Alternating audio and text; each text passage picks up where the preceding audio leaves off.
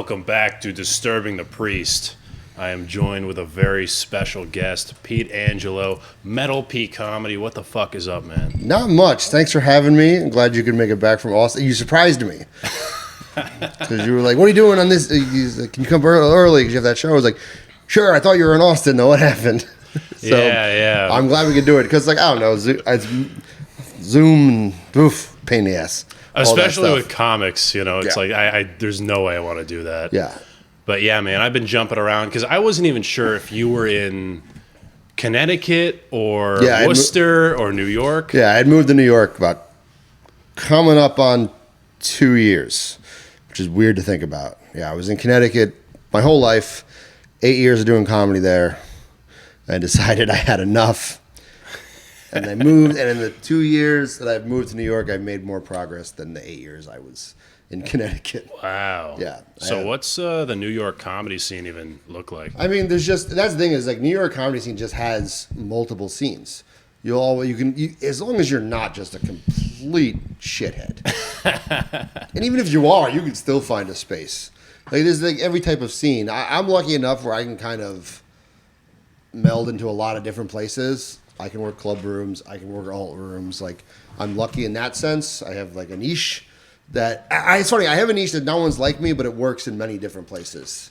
Luckily, I found a way to not be like alienating to like any certain group of person. Like, I can do queer shows. I can do clubs, or I'll do like an alt, or I'll do like some random redneck bar outside of the city or something like that. I can be like all over the place, which is fun.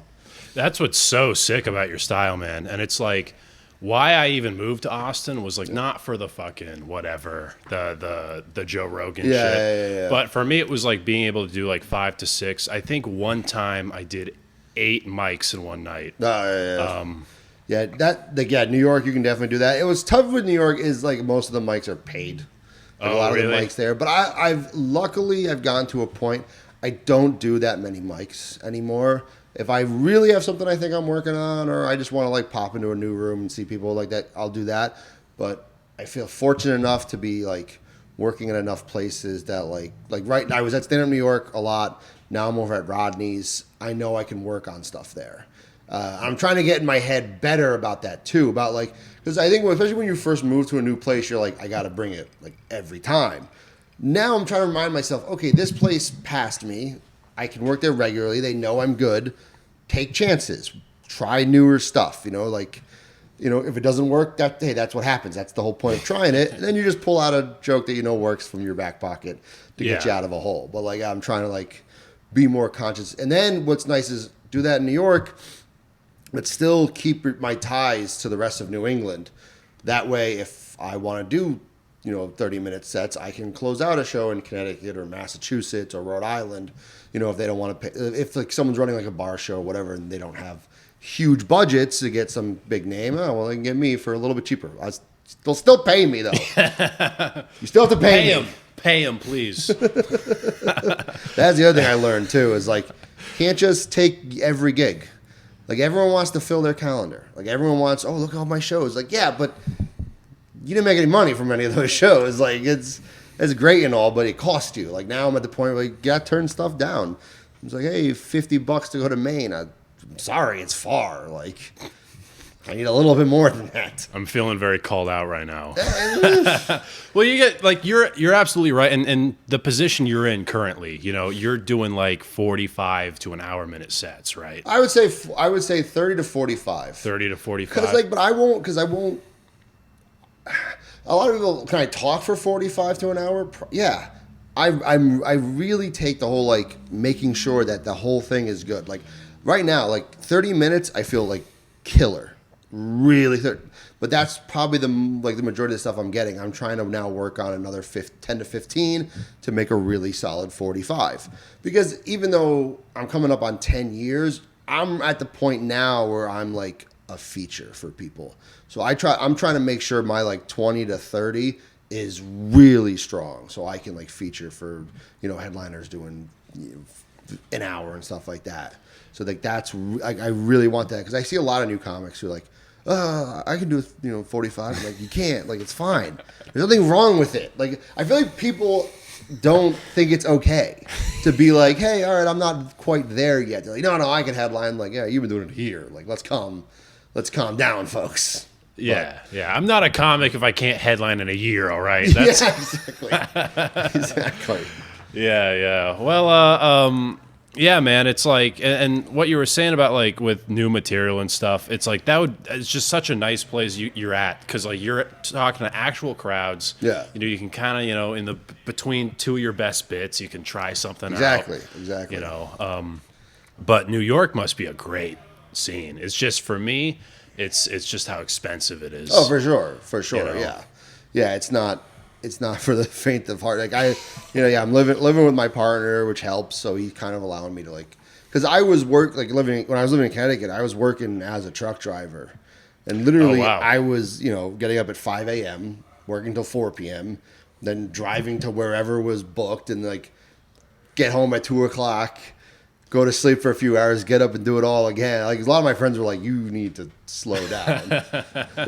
What was the average mileage you were going as a truck I don't driver? totally know because I didn't do long haul. I did all local stuff. Oh, yeah. So I would be like center of Connecticut, but I would still do stuff to like the New York line or the Mass line. So I still get still averaging 200 to 300 miles a day. But then there was a week between my job and comedy. In 5 days, I did about just over 1,000 miles. Oh my God. Jesus. Because I literally in 1 week I went New Hampshire and back, Boston and back, then to New York and back, and then Rhode Island and back, and then back to I was like, what am I doing? It's not sustainable. That's insane, man. But there's a point where you have to be like, all right, it's okay to turn stuff down because you don't want to. You want to get up as much as possible. You don't want to turn things down, but sometimes you gotta. Well, you're 10 years in. You've put in your time. Yeah. You know what I mean? You sure put in. Yeah.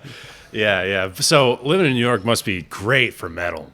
Like the metal scene there must be awesome. Oh, it's so cool. And the thing is now having friends in bands and stuff like that, and one of my roommates, they're doing an EP release show on Friday, band called Cheap Death. If you like Every Time I Die, hardcore, post-hardcore stuff, they're sick. But yeah, there's just shows all the time. Literally, I have more concerts listed than comedy shows I'm performing in because I'm like, why? Because that's the thing is, especially coming from Connecticut, everyone jumps it every so often you get lucky. New Haven or Wallingford or Bridgeport, so the shows will come. But for the most part, it's going to go to New York and they're going to Boston. So you're like, all right, pick one. So New York is just and there are so many sick venues. There's so many. I'm literally going to 2 in the next 2 weeks at the Warsaw in Brooklyn. Who are you seeing? So Sunday it's Elysian, Cataclysm, Septic Flesh, and Decapitated. Sick. And then I'm going to go to the Gatecreeper In Flames show on the 5th. And so and that's the wild thing too, is in the last 2 years, as the following's gone up, and I post about metal and stuff like that, more bands have started following me, or metal musicians started following me and become friends with, and they're like, yeah, we'll put you on the guest list, stuff like that. I'm like, this is where I wanted my career to go, just hang out with bands. Because they're so much cooler. But I had the guitar Elysian, who I've been a fan of, I put their album from 2022 on my list of favorite albums. And the guitar player, Mike, messaged me. He was like, hey, being a gay metalhead, he reached out to me. He's like, it's cool that another person, I saw you put my band's list. I was like, oh fuck, that's so sick. And we've been in touch, and I did a big cross-country road trip, stopped in Denver. Me and my boyfriend went out with him to just drinking and hanging out. So when they come on, we're going to chill with them. We went out with them, Scott, the guitar player from Fallujah, and Pete Weber from Havoc and Fear Factory, the drummer. And it was funny. We took them to a gay bar. It was hilarious. But they were so sick, and they were just such good dudes. And then, and I'm constantly wearing, I always wear band t-shirts on any that's pretty much all I'm wearing ever. So all Me the too. Shows, it's just all I have is on band shirts, and I wear Gatecreeper a lot. So I become friends with Eric, the guitar player, and I always repost their stuff and things like that. So it's just really cool. They've been fans. They're they follow me, they like my stuff. Like it's just so sick. That's so awesome, Yeah. man. I feel like a sucker doing like paying for meet and greets in the past because like with I have too. Fucking, it just wait. Like I'm telling you, like yeah. Well, no, trust me. well, with this podcast alone, like Yeah, I get on 100%, guest lists and stuff, and it's so sick, man. Like being there when they're setting up and doing sound check and they're setting up the merch booth. I'm always first in line. Yeah, and I'm also it's also arrogant that you're like I still want to support. Like I'm like, but it was cool because now, I mean, hell, I'm still gonna buy T-shirts, like, and I'm still gonna buy, records and stuff like that. But now what's cool is, and you can obviously probably the same thing with this. Hey, now you have your own platform. You can now help them by showing them to other people and stuff like that. Like, so it's like a cool thing. Like, yeah, all right, now you get to help them in a different way. You can support them in a different way by like getting their music out to other people, which is like such a sick feeling. Yeah, and it's like I'm not a massive platform, but I still have had that opportunity. Yeah. I had a thrash metal band from Pakistan on.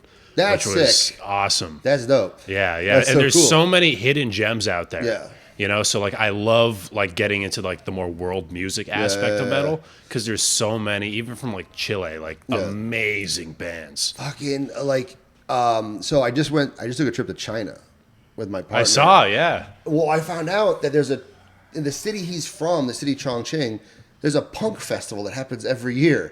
And I'm like, I'm going back to that. I have to go to that. Like, that sounds ridiculous and so awesome. But, like, yeah, like, because especially in that country, it's not something you would think of. Like, from there. Hong Kong, yes. Like, a lot of bands go play Hong Kong. I know Gatekeeper just played there. Japan gets a lot. But, like, inland China, you don't think of it as much. I'm like, yeah, I want to see what that's like. And see, like, what that scene is like and what those bands are doing.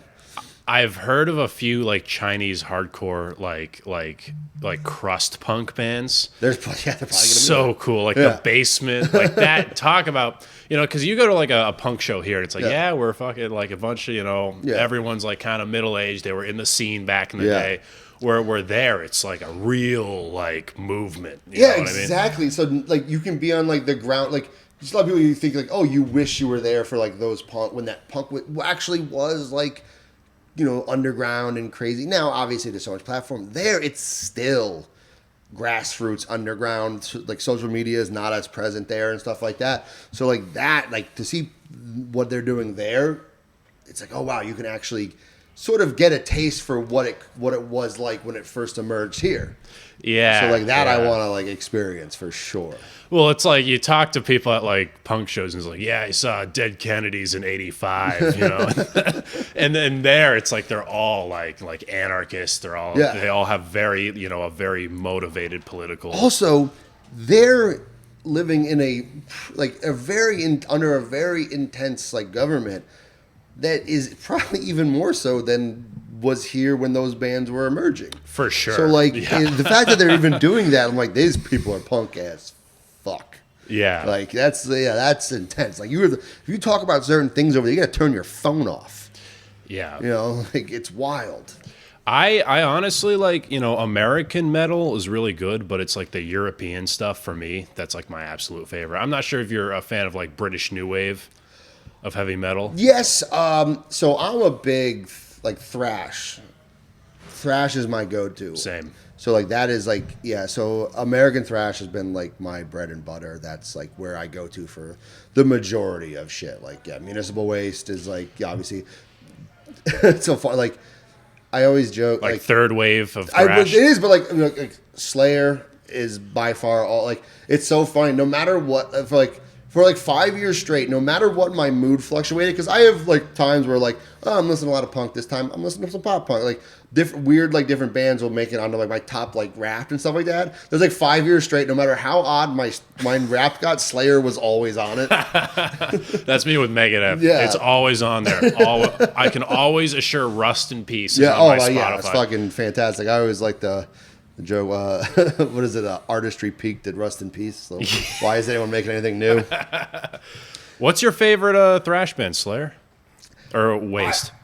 I would probably say overall Waste. Yeah. It would probably be Waste. As much as I love Slayer, I have Municipal Waste logo tattooed on my ankle.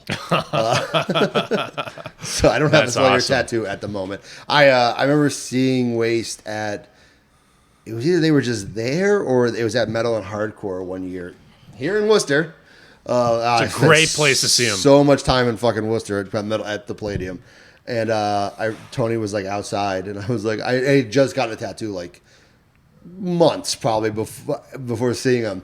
And I was like, I just got your logo tattooed. And he's like, what? He's like, I don't have our logo tattooed. That's stupid. I was like, and I always joke when people are like, tattoos got to like really mean something and be like really. I'm like, I got municipal like because people are like, oh, this band saved my life. I'm like, Municipal Waste just showed me how to party. I don't know. Yeah. Yeah, those the municipal pits are something else. Dude, I saw me and my buddies took a trip to Heavy Montreal. About 7 years ago, I want to say. What was the lineup? It was Metallica by Request and Slayer were the headliners. Oh my god! This is the Half best of the big concert. four. It was the best concert. Fucking. And it had like all types of bands that were there too. Like The Offspring played Smash in its entirety. Dropkick Murphys were there. Wow. There's Twisted Sister, Lamb of God, Waste. There's Stick to Your Guns, hardcore bands. Necrogoblicon was there. But Municipal Waste is playing in the middle stage. So there's the two huge stages, the middle stage and the small stage. They're in the middle stage. There's a circle pit around a tree. People are diving out of the tree onto people. It was bonkers. It was absolutely bonkers. The trash can always gets in there. Yeah, it was. Too. Oh yeah. Tony jumped on my two buddies like right on their heads. Oh my god! But that was honestly because it was in the middle of the park, in the middle of the river.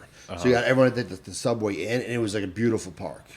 And that was probably the best concert I think I've ever been to. Like festival across the board, it was amazing. Lamb of God played, and I swear I was like 10 feet from the barrier. Lamb of God played, and it's like the weight of 80,000 people just crushed each other. Like I literally felt the oxygen like leave me. I watched a group of teenagers hold onto each other like they're in the last lifeboat of the Titanic. They're just like, they're trying to grab the girls, and like and like me and my buddies were like, fuck, we gotta get out of here. And all of a sudden we just turn and we just see my friend just go over our heads, and he's like, I'll see you guys later. I got elbowed in the head by Harley from Epic Mealtime. What? Yeah, he was there. Just in Worcester? In fucking Montreal, in heavy Montreal. At the fucking pit. That's so random. Yeah, man. he's just huge. He just like so elbowed random. me in the head, and I was like, fuck. I was like, bacon! And I just started yelling at him. That's so crazy, man. Yeah, I remember I brought a girl to Overkill. Nice. And I remember I was like, it was Did it was she- the barrier, her, and then me, and I was like, I Did think we she might know die. what she was in for? Or was She like, did, but I think by the time the band started, I'm like, you don't know this band, do you? she's like, no, I told you several times. Yeah. I'm like, I'm sorry, I didn't listen. Like I'm playing the song, she's reading the lyrics. Yeah. You know? Yeah, man, that's so funny. I love thrash is like my thing. It's It's it just always so fun to me. It's Yeah. just so fun. Yeah, the pits, the community, it's all great. For me, it's all Bay Area first wave. Oh, of course. I love Bay Area first wave. I'm trying to get all those guys on my show. Yeah. I just had Sean Killian on, who's the nicest guy. They're all super nice too. It's wild. It's shocking. It's the yeah. doom metal guys that are kind of assholes. Yeah, for sure. Like that's. I think I always found that's like the beauty. I always found that was like the beauty of thrash metal was. It's like intense, it can be brutal, and it can be serious, but I think they inherently understand that metal is fun and goofy. Like, as much as I like, being an elitist prick sometimes and taking it too seriously, like, I know metal is inherently funny. Yeah. It's ridiculous, and that's the best part. It's a lot of nerd culture. It's like, oh, we're just singing about horror movies and, like, Dungeons and Dragons and stuff like that, or like just party. So that's what I like. Like Municipal Waste. It's like half the songs are about partying, drinking, or different horror movies. They literally just released an EP that's just about different John Carpenter movies. Yeah. Yeah, there's so many of those bands. Like it started like a whole subgenre of. It's like I think it's called like. Is it pizza thrash? Yeah. I'm thinking there's a band called Belushi Speedball. That's a new one to me. And they're like, it's like they really make Municipal Waste look like Metallica in terms of seriousness. Like, this band is the most. It's like the memes are dialed up to 11. Yeah.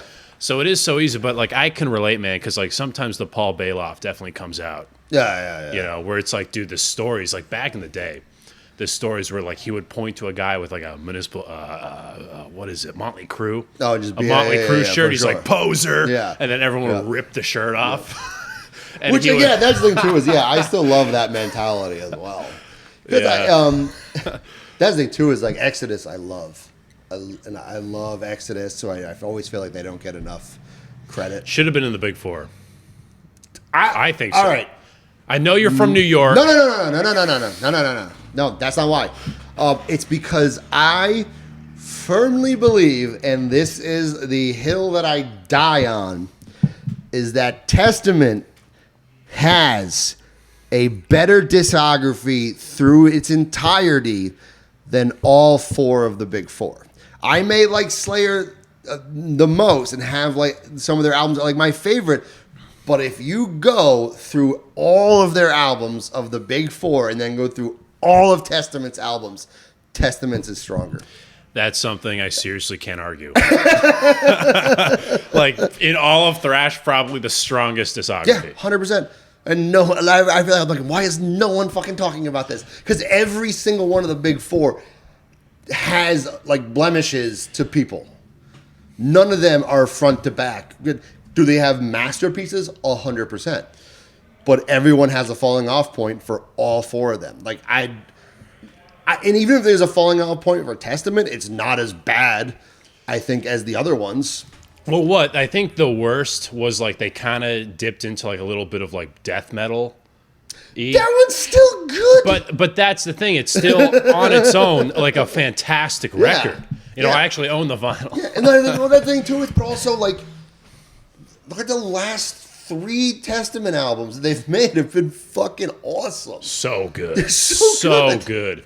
And it's like, I think, what was it? Not Titans of the Creation was the newest one. Yeah. The Brotherhood of the Snake. Brotherhood of the Snake fucking rules. It's literally on Spotify. I think it's like in their top 10 most streamed songs. Yeah, it's so good. What thrash band is putting out like hits currently that like goes up with their current hits? Like it's insane. It's crazy. And I love Exodus, but I mean also Exodus. You had 3 singers. I'm personally a big Zetro. Zetro was always Zetro. But the funny thing is, I didn't get super into them until like way after. Like my buddy introduced it to me, but it was it was already in the Rob Dukes era, which I like.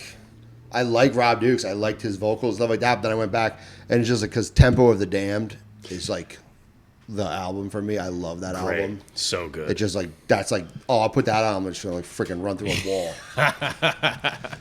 Yeah, man, they're good. Have you heard the Legacy demo?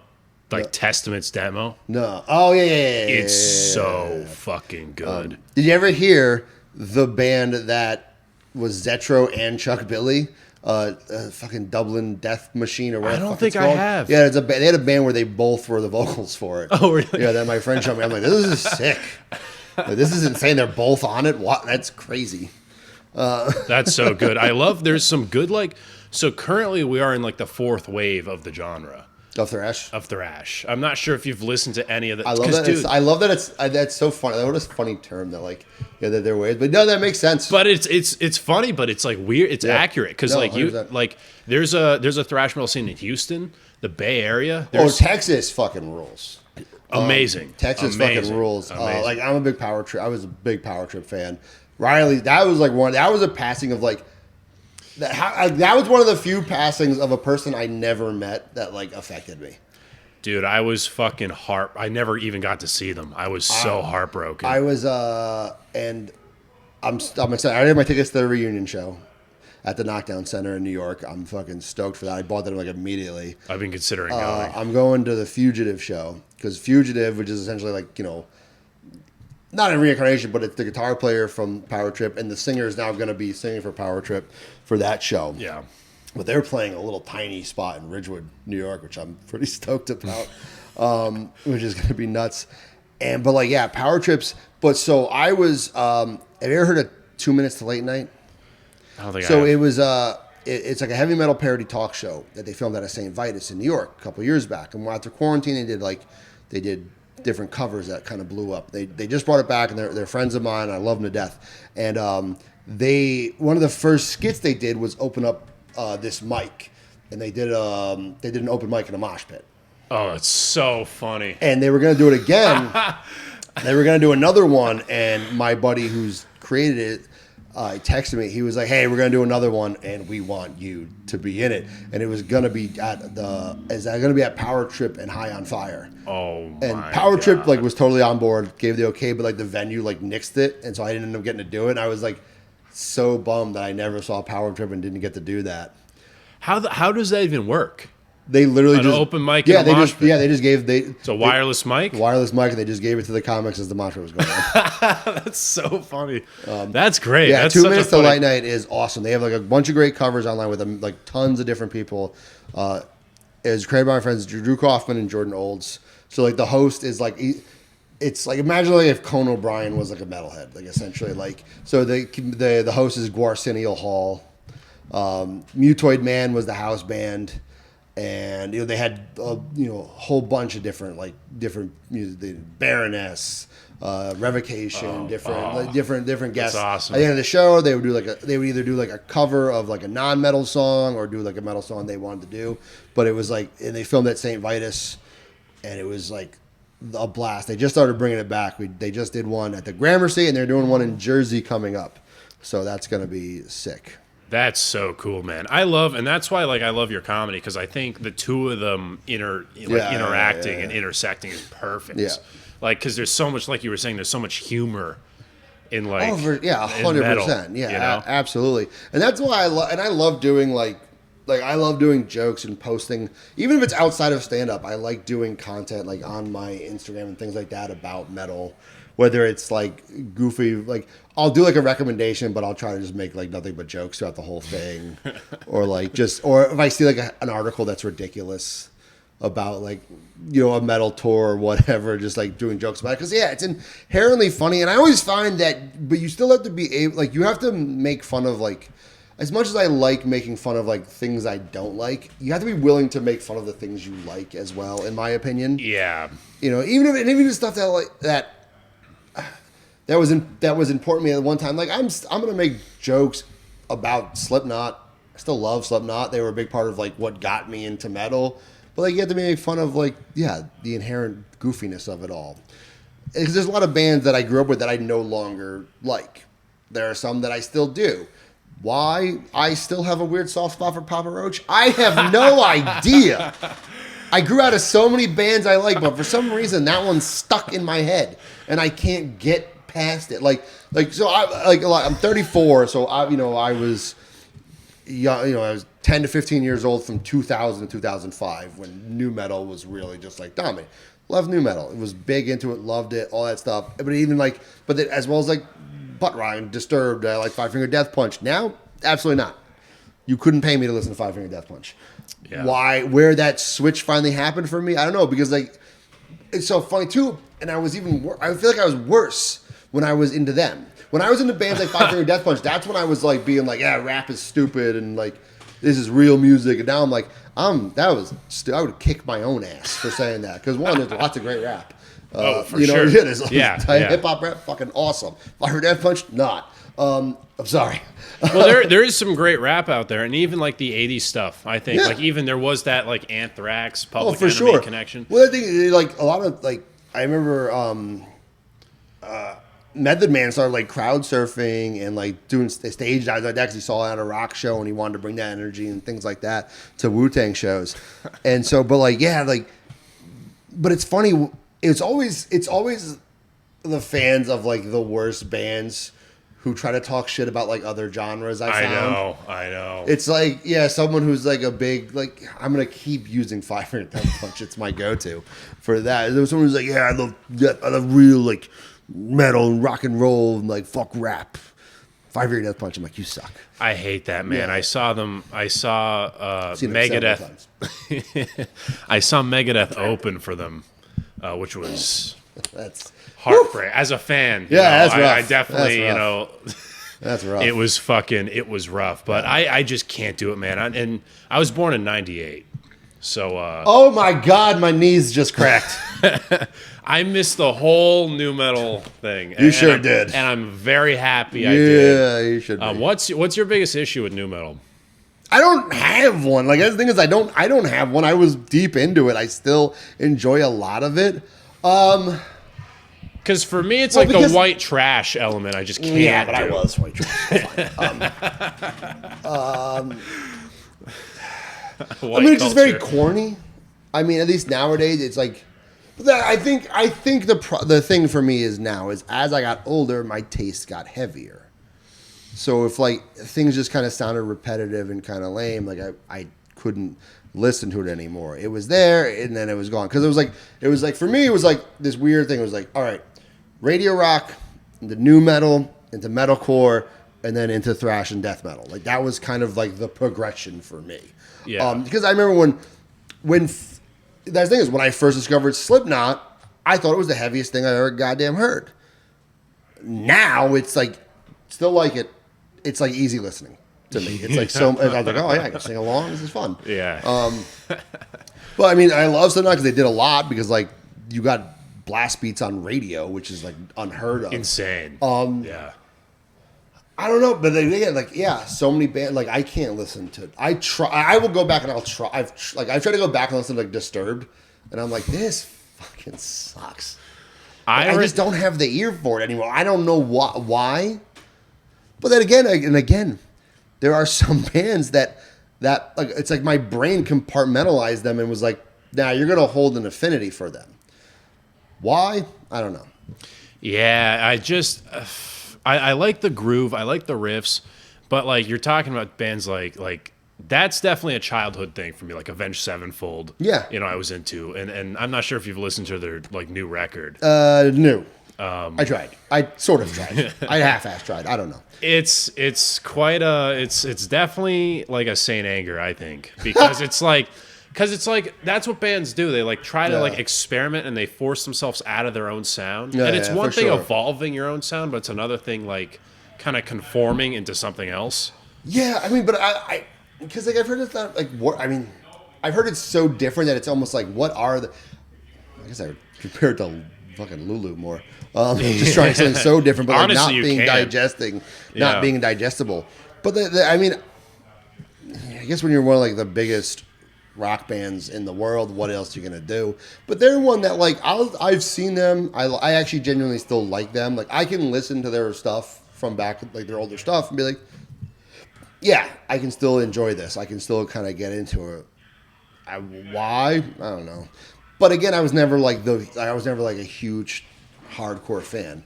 Someone said like name your favorite bands. Avenged was never like one that I would list. But if someone said it was one of theirs, I'd be like, yeah, cool. Yeah, I wouldn't be like, fuck you. Yeah, for me they were big. I got into them like through Call of Duty actually. Yeah, that makes sense. That totally makes sense. And they're sick. They're definitely like a 2000 and 2010s band. Yeah, I feel. Yeah, they were like they started to merge like in the like a when Hot Topic was like really popular and they were just starting out and eye makeup. And then as they went, I feel like you could start hearing like the old school. You can hear that they were fans. I feel like of old school, thrash and metal and stuff like that. So I feel like, yes, a lot of elitists did shit on them, but you do need gateway bands, and I think they were a good gateway band. I think there are some bad gateway bands and some good ones, and I think they're a good one. And metal was destined to evolve into that at some point. Yeah, for sure. You know what I mean? Yeah. So in terms of like, we briefly were touching on heavier bands. Yeah. So what was your like first exposure to like death metal? I've been thinking about that. I was trying to wonder, like, what my first exposure to it. It might have been Amon Amarth in high school. It might have been. It might have been like more melodic, death metal and stuff that realms. Yeah, and I think they're like one of the like a really good like introduction one because they're a little bit more palatable. I can show them to like non-metal fans and they can still get into it. I would say that. Cannibal Corpse, probably just because they're probably the biggest death metal band. And I was like, oh, this is sick. And so that was big because it's really tough to pinpoint because it didn't happen because I didn't have like an older sibling or an older friend really introduced it to me. I had to find it once, like the internet was more prevalent, and I could start like. I'm trying to even fucking remember like where it really came in. So once I could start going to shows, I think like when I was around 18, I really started going to shows on my own. I met people at concerts who then would introduce me to heavier and heavier stuff. Like I remember going to a Guar concert, and you know, like there were bands on that one, and then someone I met at that show showed me something else, and then it kind of just snowballed, and I got like heavier and heavier, and like it's so tough. I've like thought about that. I'm like, where is like the catalyst moment, and I am not fucking sure. Well, it sounds like it was a very natural progression, you know, and that was very healthy. For me, you know, I grew up in a very different, all internet. Right when I got into metal, it's like I already had Spotify. So I just jumped into everything all at once. And I remember I had LimeWire and broke my computer. I had no older sibling to give me any CDs or anything. I remember it was the first time I ever saw the album art of Butchered at Birth. Oh, okay. And I'm like, what the fuck is this band? Yeah. And I knew of Cannibal Corpse from like Pet Detective. Yeah, exactly, 100%. But I got into it. I'm like, this is fucking brutal. And then from there, I actually got into like Revocation. The Outer Ones, I think, is one of the greatest death metal records to come out recently. It's so good. But funny, you mentioned Guar. I have a great Guar story. I went to see, I think, Overkill and Death Angel open for Earth. I think it was Death Angel, so overrated. So underrated. Underrated. Yeah. I think it was Death Angel I went to see because I'm like, Guar, I've heard of them. I don't really know about them, but I'll just go to see Death Angel. You gotta go see guys. I was front row. I was on the barricade, and I'm like, you know what? Fuck it. I'll just stay for Guar. I've heard they're funny. What a great yeah, sure, okay. Of all the bands, let's see. The one band on Earth that was interesting choice. So and I Ubered there from college. So it starts with a guy dressed as a cop coming out. I'm like, that's an interesting start, and he gets decapitated instantly. And I got just face full of blood. He just bent over right in front of me. And it ricocheted off my face. Yep. And I was red. I was drenched red. And it was one of the best shows I've ever seen. 100%. I became such a fan after. So I Ubered there from college. So I'm on the side of the road, on my Uber app. I don't think Uber was a thing the first time I saw them. Yeah. Yeah, no, this is 5-6 years ago. And I was on the corner of the street, and I'm just drenched in blood. And Ubers are pulling up and just skirting off because they're seeing me. They're seeing a guy with long hair. Yeah, for sure. Oh, 100%. Just covered in blood. So I had to literally turn around and get the Uber. So when it pulled up, I had to jump in the car. I got you. Drive. You guys like, fuck, man. Yeah, it just looked like I murdered like a whole group of people. But they are such a great band. Yep. We saw them in 2009. I think it was 2009. I think it was 2009. And that was actually the first concert I ever went to at the Palladium. Wow. Yeah, it was for Guar. And then I was there, I was at the Palladium constantly. And, we went and we were just, accumulate people. Every time we went, we just, from constantly to the shows. So I think it was after one of the metal and hardcore festivals. We'd been there for all the goddamn day. We're all soaking in sweat. We've met, so many people. And we came with a group of, 8 people. And we were Denny's. We go to Denny's after the shows all the time because it's open late. They don't care what degenerate pieces of shit we are. So literally, we're running around the mosh pit, making friends. And we're we're going to Denny's. We're going to Denny's after. You guys want to go to Denny's? We go to Denny's. We ended up at this Denny's with 20 people, and we walked in and they were like, just get in the fucking back room because you guys all smell like shit. That's Guar's the most talk about post Denny's. I don't think there's any band which it's more, it makes sense. The thing is what always drove me nuts when I was living in New Haven, Connecticut, they would come play Toad's Place a lot, but they always played it in December. And I would get fucking sick every time because you just leave there just drenched and you're outside in the freezing cold and you're like, damn, this is gonna suck. Why do they do this to me? Come in the summer. Yeah. That's been me, man. Like that's the thing. Sometimes I'll try to be there for like doors. Yeah. It'll be fucking freezing out, but I'll know like I'll be moshing. Yeah. So No, like, 100%, I'll be fucking freezing out there. You don't mosh. You have a joke about it, but you don't mosh a ton anymore. I mosh. It depends on the band. I say I'm not going to, and then I end up in there and I'm like, oh no, I'm in pain. I've been ruined by people like you in the pit. Yeah, I'm sure. I ruined a lot of people.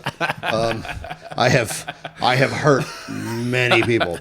No, we were just at Meshuggah and In Flames, and I was actually rolling on acid, and I was just losing my goddamn shit.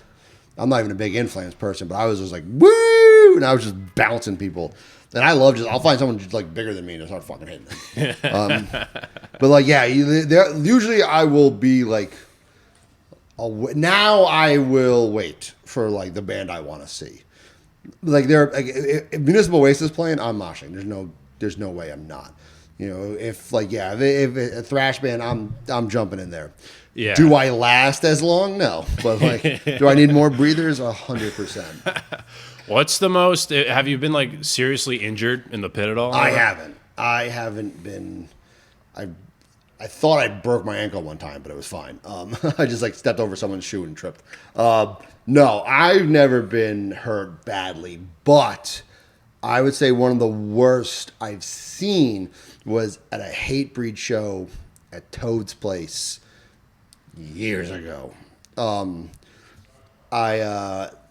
Their pit's going, I don't know what song I'm playing, dude gets cracked right in the nose. Like literally just it is busted as fuck.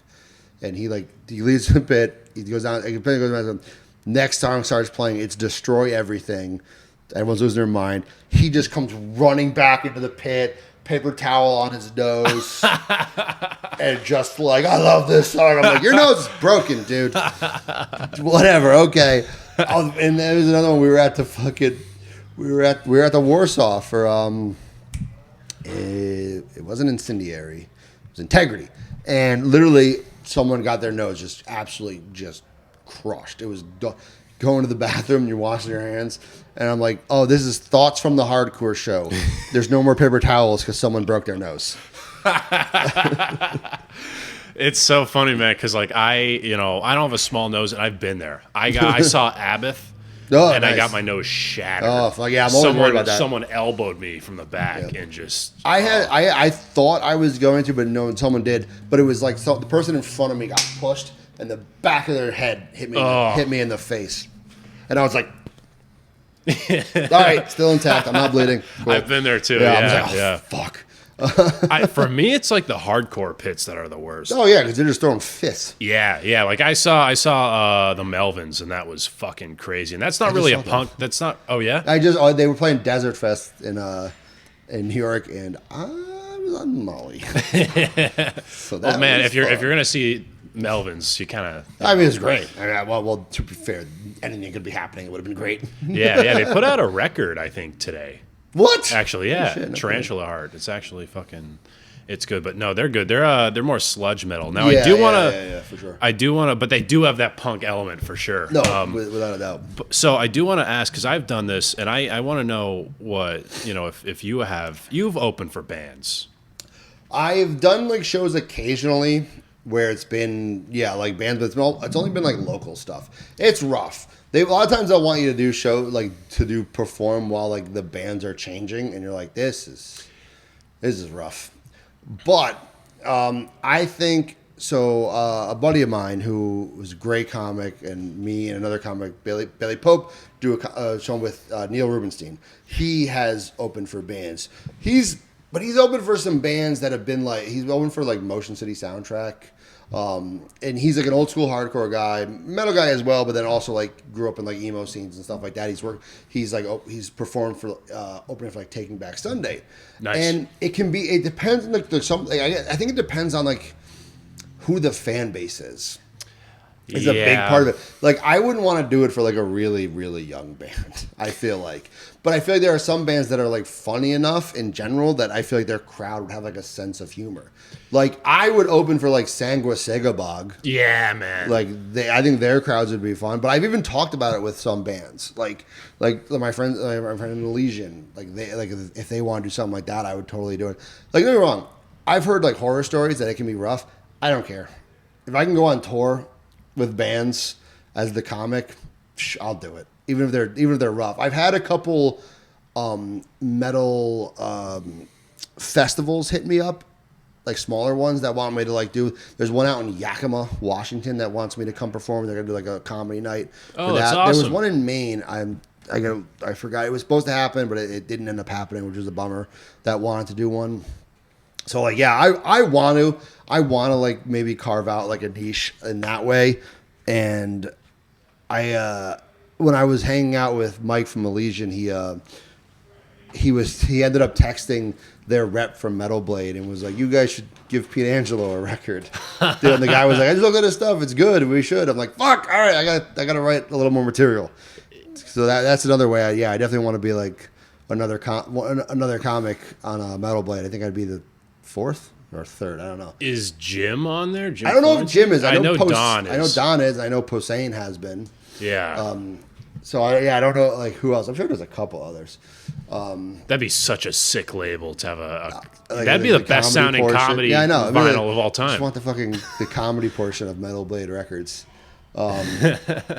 Yeah, man, that's like a dream of mine to be signed there and eventually put out a record there. Yeah, that's such a cool label, man. And it's like there's no other genre that has this kind of like I don't think there's any like rap labels that have like fucking that would have like a comedian on it. Yeah, like Sam Buck. Yeah. You know. Yeah. At least we look like we. Yeah. Shout out Bucked Up Podcast. He gave me a shout out, so I have to. But yeah, man, it's but that's I have opened for bands. And you're so right. I opened for this band called Beatallica. I think I know that one. Yeah, they're a mix between the Beatles and Metallica. If you haven't guessed. If you haven't put two and two together. Yeah. And it's like, it was tense because they're like, hey, can you do like 40 minutes? The fuck? And I'm like, no. For what? Why? There's no need for that. I'm like, no. Like, that crowd would not want that. Like, I don't, like, if the band was like, can you do 40 minutes? I was like, who was this for? I'm like, to a standing room? Yeah. I've done comedy to a standing room. It's going to be interesting. So I guess technically we did one. So for 2 Minutes Late Night, we did, it was 4 comedians, a drag queen who rips Van Halen on a guitar named Mrs. Smith. She's sick. Such a good guitar player. And then Mutoid Man, like, closed out the show. Like, that was kind of it. And the crowd was like standing room, but like they knew comedy was going to be part of it. So like, yeah, it felt a little weird, but like that went like very, very well. But like, yeah, to do 40, I was like, do fucking 10 to 15 for a comedian going before bands. 10 to 15 at the most. I talked them down to 15. Yeah. And I was still worried because it's like it's the mics that the cables, taut to it, so you're in the fucking, you're stuck there. And there's 3 mic stands on the stage. I would just be running back and forth all of them. Yeah, going to each one. But like, yeah, that's crazy. It's like 40 minutes. I did 15 and listen, man, it was one of the most fun I've ever had. Yeah. In a gig because it's like a comedy band too. Yeah, for sure. So like they were in it. I have material about being a metalhead, and so do you. So that's why it works so well. You kind of have to look the part. Yeah, for sure. Also a little bit. Yeah, 100%. But it's fun. It definitely has its downsides. Yeah. If they're like, if everyone's being like ultra serious and like wants that, like I can't imagine it always being good. I could see it going bad very easily, but it still seems like it would be more fun to just be like on tour with bands. Yeah, because you're technically on tour. Yeah, exactly. And you can say you have toured as a comedian. Yeah, exactly, that too. Yeah, it is cool. But then, like, you hear the stories of the Bay Area where, like, if a band wasn't good enough, like, they'd fucking tear you apart. Where, like, let alone a guy going on stage, like, so fucking flying is crazy. Yeah. Because I know Don's like had like done it for like Metallica, like opening for them, which I can't imagine what that's like. There's so many people. I think wasn't it Jim Brewer? I thought Don did it too. I know Jim did. I know Jim Brewer did. I thought Don did one like that too. I know. I think Jim might have. Don toured with Anvil. I know that. Yeah. I thought Don did one where it was like it might have been like a one-off, like a big one, but like that's got to be crazy. Yeah. I'd do it. Like, I'd fucking do it in a heartbeat. If a band was like, "You want to come on tour with us?" I'd be like, "Absolutely." Depending on which band it is. Yeah. So, but you kind of have to. Hey, you kind of have to like you sit there and really meditate. Like, hey, the lows of this can be really low. Yeah. Exactly. But I'm definitely willing to try. So you said your favorite band is The Waste. Do you have a favorite record of all time? Because sometimes that people is so fucking hard. For me, it's easily Rust in Peace. I think that's the greatest like metal album. No, I mean that's fair, and like as great as it is, I guess it doesn't like. I can't pick a best album because like for me, it's like because my favorite Waste album is Art of Partying, but I don't know if I'm really that's my favorite album of all time. It's a funny record. I have it on vinyl. It's I mean like. Because like Nightmare Logic is up there from Power Trip. Obviously, Rain and Blood and South of Heaven are up there. Rust in Peace. But then I have bands like one of my favorite bands is called Cancer Bats. They're great. I fucking love them. Yeah. I have their logo tattooed on my other ankle. So like a bunch of their albums would probably be on the list. And then I'm listening to like trying to think of like the newer stuff I've been listening to. I've been listening to a band called Leather Lung. They're great. They're so awesome. Good. Yeah. Fuming Mouth, their most recent album, has been really sick. And like An Unexpected Reality from Gatecreeper, the album of like the one they not just put out, but their most recent one before this one coming out is like up there for me. Yeah. I cannot pick a favorite album. That is goddamn impossible. Do you have gun to my head? If someone's like gun to your head, fucking Rain and Blood. Rain and Blood. All right, good choice. Good choice. Yeah, gun to my head. It's Rain and Blood. Do you collect physical media at all?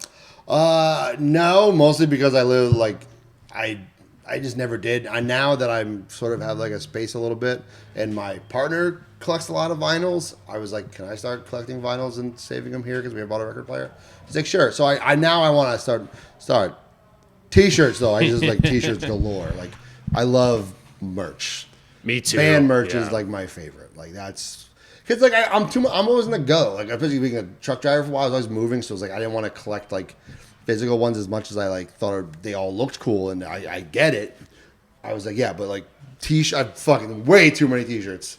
So many t-shirts. Dude, I feel like such a fucking nerd because like I'll go to interview a band and I try to act like cool and like I'm chilling with the band, and then I'll like pull out one of the records. I'm like, can you sign this? The other thing is like I was never like a big on like signatures. I'm like, yo, I got a photo. Like that's cool. Like, I just want to let me get a photo and then they hang out. I was always cool like with that. Yeah. I do want to start like collecting vinyls. It's so expensive, man. Yeah. Especially now. Yeah. That's the thing is, I got my partner. I got him because there's a few bands he really likes. He was Power Trip, so I got him Nightmare Logic. I got him Meshuggah because he had a religious experience at that show. And what else did I got? And I think I got him Godflesh because he seemed to like a little bit of them. Was he into metal before meeting you? No, not at all.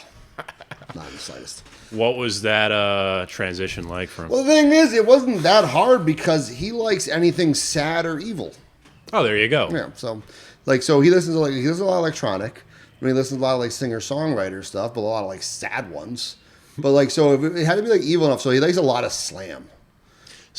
He likes a lot. It has to be like really stupid heavy. Like he likes this band called Peeling Flesh, which is they're touring with Sango Sigabog, and it's like what I describe as ignorantly heavy. But they have one of the greatest. They have a song called FFWAS, and it stands for what the song. And the song, the little lines is "Run your mouth, got your ass in trouble, face fucked with a shovel." And I'm like, poetry. Poetry. Fucking wonderful. I love shit like that. Yeah, do you play any I instruments? do not. I have no musical fucking ability. So Really? this comedy thing's got to work out. Yeah. I was like brief. I sang in like bands briefly, and we knew 2 songs. And one was "Wings of a Butterfly" by him, which I can't sing, and the other one was "Crazy Bitch." Oh my God. I hate that fucking song. I am in the same boat, but Everyone just assumes I can like play an instrument like I can. Yeah, literally people come up to me, they're like, "So what guitar do you play?" Yeah, like you in a band? No. Yeah. Not at I all. have sang like on stage before. When I opened for Beatallica after they called me up to do nice. to do "Hey Dude." And I was hammered because after everyone's like buying me shots and stuff. For sure. And it was like, and then some asshole bootlegged it, like recorded it with soundboard audio and put out the whole thing. That's so funny. And my dad found it, and he showed my grandma. I'm like, great, awesome. Yeah, I still want to be in a band. I just want to be the vocalist for like a thrash band, so I don't have to fucking learn any vocal abilities and just yell shit. Listen, man, if Paul Bailoff can do it, a lot of people like they can't sing; they're just yelling shit. And that's that all I want to do. That was literally how he got the job. Yeah. He's like, he was drunk. He's like, fucking. It was like UFO. He goes, rock bottom, and they're like, you're a singer. Did you watch the documentary, The Murder in the Front Row? Yeah, man, so good. It just sucks because there's so many like underrated and under like appreciated. Like, I'm not sure if you know Laz Rocket. No, I don't. The major player, like Metallica opened for them and everything. And they're really not even in the documentary. Oh, no shit. Well, it did focus on Exodus like pretty heavily, which I thought was cool. In the name too. Yeah, exactly. I got to interview the director like years ago when it first came out, which was really cool. My buddy had a podcast, and he knew he was getting that interview, and he's like, "You want to be part of it?" I'm like, "Absolutely." I haven't talked to that friend in years. I don't know where he is. Hopefully alive. Yeah, I hope so. He's a good dude. But yeah, that was sick, and like, but that was like one of the things. Like, man, that would have been so cool to be around for. So like, yeah, and I feel like, yeah, there's like the next wave of thrash, but it's just gonna be so. Like, it's always gonna be a little different. I don't know if everyone's just maybe too friendly and not beating each other up anymore. but also I feel like there's so many good thrash bands that are like coming up and like, there's so many good ones. There's this band Labyrinth from Houston, and they're so fucking good. High Command. High Commands, Worcester, sick. Seeks. I'm not sure if they're more speed metal. Okay. I'm trying to think. I mean, I was also like, but these are bands. I guess bands that came around during Waste. That was like a real big push into my Gamma thrash Bomb. metal, like Gamma Bomb, Warbringer, who I loved. Lich King, I think. Lich King. Yeah. So like that wave of bands that came in, like that phase of it, and whereas the people grew up with like Metallica and stuff, you know. Yeah, and then that kind of helped push me. I think, and that was the thing too, was obviously like everyone knew Metallica like first, and then once I discovered like Slayer and Megadeth, I was like, oh, this is better. I like this. Yeah. For me, it's Megadeth. Yeah. Like, don't get me wrong, I love Slayer. I got to see them 4 times. I saw them. I don't remember.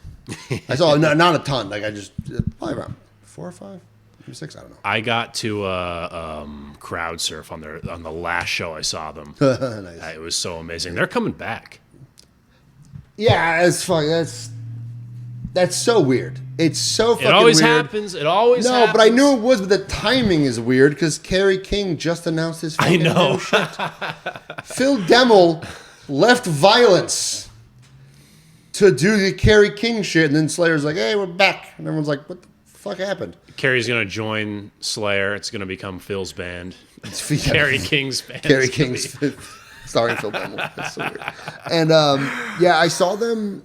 I saw Slayer in Jersey on the first round of the final tour. You know, there were like 6 of them. Yeah. I think it was the first one. I saw them in Hartford. I saw them on Mayhem Fest. I saw them at Songus Arena when they played the first 4 albums and only the first 4 albums. There was like, I don't know if they were like not selling enough tickets or whatever because they were giving free ones out.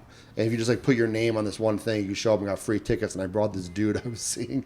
I got to be one of the only people who brought a guy to see Slayer and got laid. Got laid by a guy for it. What a funny band to like really break the ice. No, I mean he likes Slayer too, and I was like, oh, I got this guy into a show. Like, I scored tickets and got laid because of. Yeah, honestly, like they're like metal is like it's. Don't get me wrong, it's white, you know, but it is very diverse. I think it's more accepting than people give it credit for. Yeah, I really do. Especially nowadays. 80s, different fucking story, which is ridiculous because they all look gay as fuck back then. Well, that's for well, Rob Halford, yeah. You know. I'm on this fucking never-ending crusade against like gay media, for not like lifting up Rob Halford. I'm like, you're gonna write 9 articles about Taylor Swift. And you can't fucking write like one thing. I had someone message me. They're like, "Well, Taylor Swift." They fucking. I'm like, she's not even gay. So they always talk about like, yeah, her shit. But I'm just like, someone messages me and they're like, "Well, she has like a bigger platform. More people know." I'm like, yeah, it's because y'all keep writing about her. Yeah. I'm not saying don't at all. I'm saying I don't know why he's like, well, metal's so niche. I'm like, your gay culture is niche. Like, why don't you fucking try to like show that there's a different thing? And like, he did something that is fucking like unbelievable. Well, listen, when the dust settles, Taylor Swift is going to be a blip compared to Judas Priest. You know, she's going to be, us. Of course, yeah. Well, listen, I'm talking like many hundreds of years from now, where everyone's long dead. I hope so. I think because she's popular because it's just pop music. She's not really being innovative at all. You know what I mean? In the timeline, this video is gonna blow up, and you're gonna have hordes coming. My podcast is literally called "Disturbing the Priest." I don't think there's any Swifties.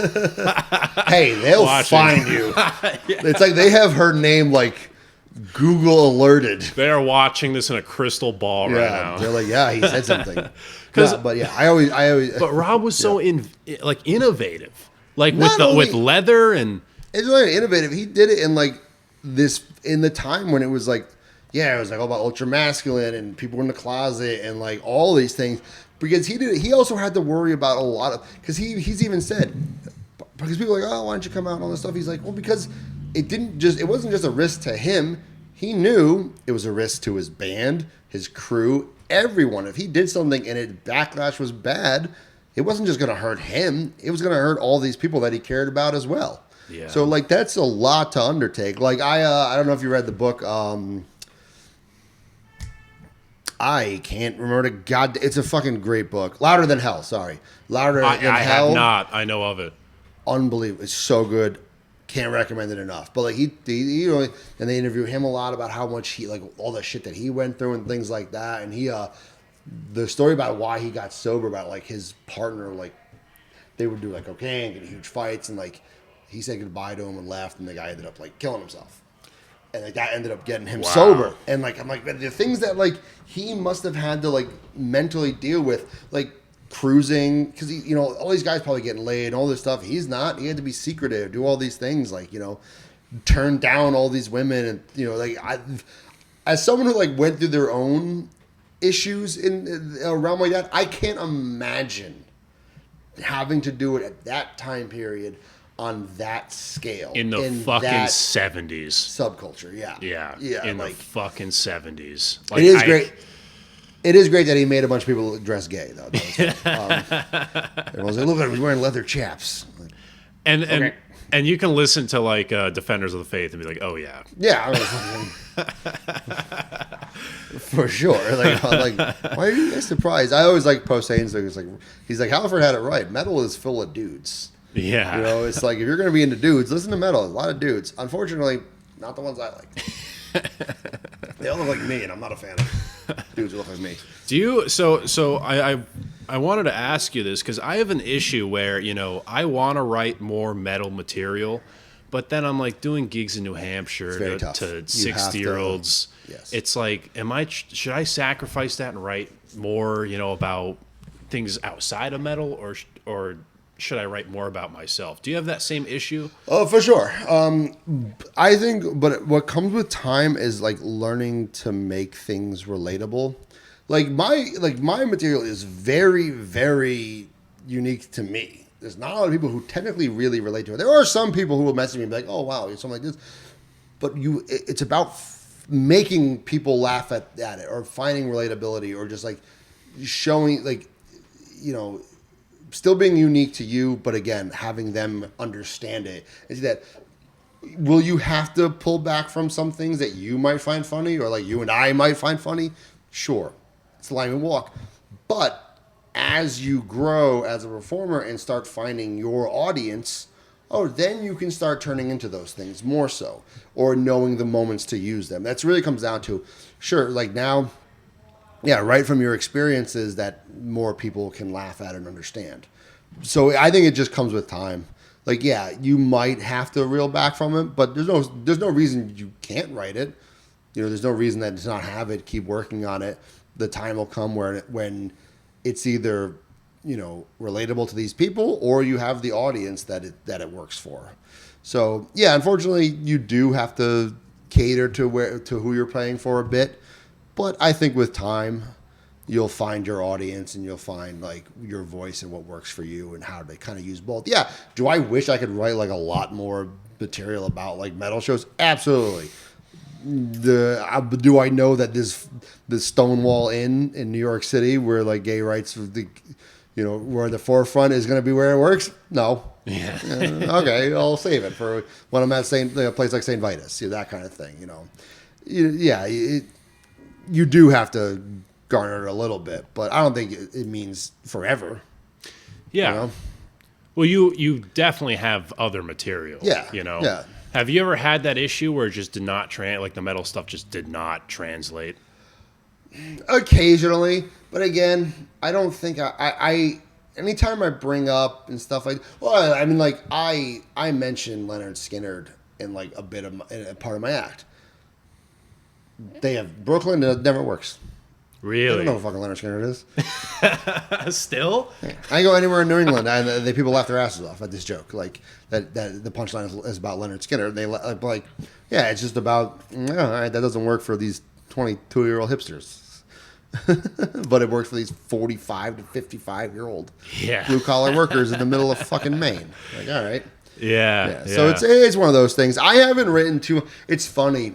I wrote a lot more metal stuff or metal-based things years ago. I really haven't overall, just kind of for that fact. I haven't been able to. I kind of it's almost like I save that stuff for like quick skits, Instagram stuff, and things like that. Because I know I can target it and like really make it specific in that realm. Get that niche. Yeah, exactly. Or niche. Just because like you don't, comedy, a comedy club crowd, you just don't know. Like if I make a joke about this, might be like one dude who's like, yeah, it's fucking Slayer, and I guess but the majority aren't. So my joke might have been just for me and that guy.